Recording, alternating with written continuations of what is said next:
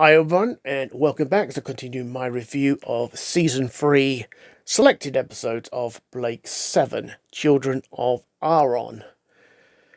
It's another one of those Serlin grand plans to seize the Liberator with a little side show, you could say, from Serlin. So her scheming plan is to abduct an Auron pilot, subject him to some sort of ray so that disorientates him, bring him aboard the Federation cruiser, and make him consume a very nasty pathogen, and then release him so he heads back home to Auron. And that is exactly what happens. First part of Serlin's plan is now underway. The pilot dies from the infection, and of course the inevitable happens. Auron is infected. Much to the annoyance of Avon in some ways, because Avon wanted to head back to Earth and eliminate a very nasty person in the Federation. And his plans are scuppered for the moment.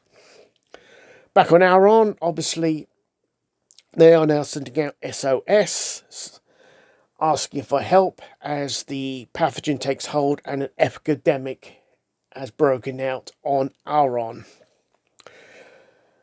And the Federation turn up in the form of Serlin offering their services, all part of Serlin's grand scheme for another part of her plan. Meanwhile, back on the Liberator, Callie is picked up on some sort of telepathic communication of some sort from her twin sister Zelda, that the people of Auron are dying. And so, outvoted, much to Avon's disgust, of course, the Liberator sets course for Auron. The Federation are already there on the scene, and they've insisted that Franton is brought aboard for treatment. Franton is cured, but Serlin discovers this is not the Franton she's after. This is in fact Franton's daughter, who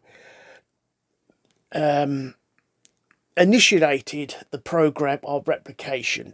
That's why Serlin's there. She wants to replicate herself because Serlin tells Daryl that the Clone Masters were wiped out during the Galactic War.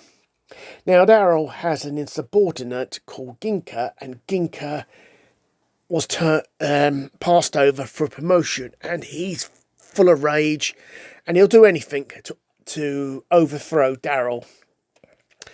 So, Serlin's on the scene. She's now in the replication plant, and the Liberator's now turned up, and Avon and co have teleported down, and they teleport one of the Aurons back up, so he can be looked at by Auron, obviously. And it's payoff time, as Serlin wants to be replicated.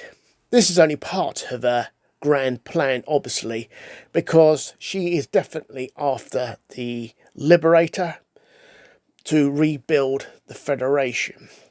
So, Serlin undergoes the process, and then Ginka captures Avon, Tarrant and Callie in the command centre.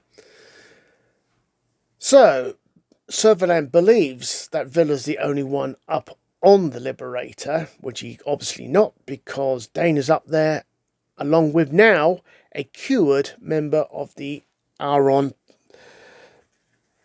personnel. So, Serlin thinks everything's going her way, and she basically tells Daryl to teleport up to the Liberator, which, with the kind permission of Villa for some reason.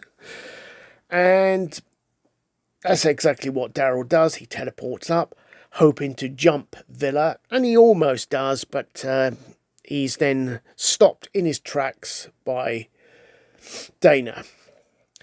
And so Villa declares, we have a hostage. To which Serlin says, and I got 3.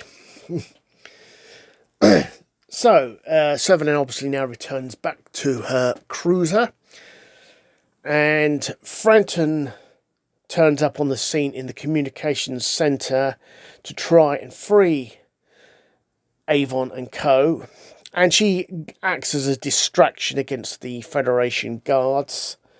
And they are freed.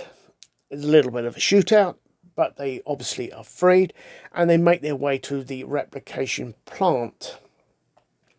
Serlin, obviously hearing of this escape, orders the destruction of the communications block command center, and it is destroyed totally. But then she notices on the monitors that Auron, Callie and Tarrant and Frampton are all making their way to the replication plant. She orders another attack, a very minimal attack, much to the annoyance of Ginka, who wants to unleash the full ferocity of whatever their strongest weapons are. So, they now make their way to the replication plant, and Dana also teleports down to the replication plant with spare teleport bracelets. Ginka reports to Serlin and basically tells her an outright lie that her clones or replicants, or whatever the wording is these days, are destroyed by Daryl. In the plant itself, Callie meets her twin Zelda, and Serlin falls for Ginka's story and orders immediate attack, but Auron and co. escape, apart from Zelda, who stays behind, and the replication plant is destroyed. And then Auron sends Daryl back to Serlin, and Serlin promptly eliminates Ginka, then Daryl. And that is where the story basically ends. So now, my final thoughts. So, here's my final thoughts on the Children of Auron. One thing that strikes me is, why does Serlin bother going to such lengths to get herself replicated? Why not just storm down there with a force and force the Aurons to be replicated?